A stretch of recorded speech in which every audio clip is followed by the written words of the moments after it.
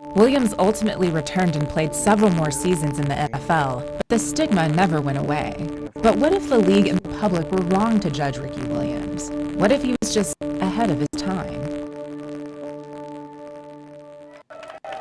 Here at the 420 games in Santa Monica, runners line up to race against the stereotype of the lazy stoner.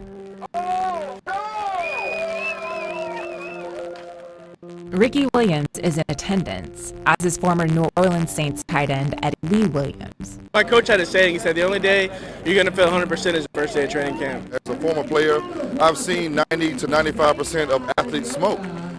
Both men are here representing the Gridiron Cannabis Coalition, a group dedicated to promoting the benefits of medical marijuana in athletics.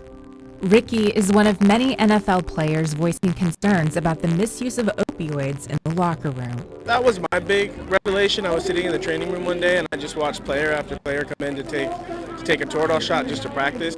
Like Nick, seriously, that we could give the owners a chance to change their minds in a realistic way. Some researchers are finding evidence that CBD and THC have two major benefits for athletes. They act as a non-addictive pain reliever, and they can protect the brain from injury.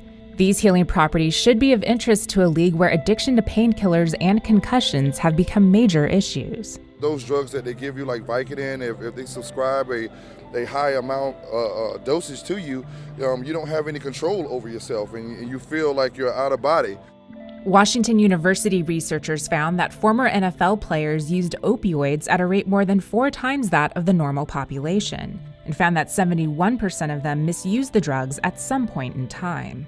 There is a broad movement towards respecting athletes as the professionals that they are, as opposed to kind of looking at them as a cog that you plug into something to make money. It isn't just the NFL player, it's like the Women's Hockey League. We're dealing with pain, right? Yes. Mm-hmm. And that's a really big issue. So can't we start to look at pain and management of pain differently? And take all the drugs out of it and start to figure out how these players can heal themselves differently, be healthy the best way possible. Because I know if Dara and I, if we're swimming and we have chronic pain as opposed to traumatic pain, we can't even take Advil. Because if we go out there and train in pain, it's just going to get worse. I remember there was a moment midway through my career where our head trainer came in and said, we're going to start taking blood tests because we want to track the effect that these painkillers, Indocin, Naproxen, whatever, Toradol, whatever it may be, is having on your liver.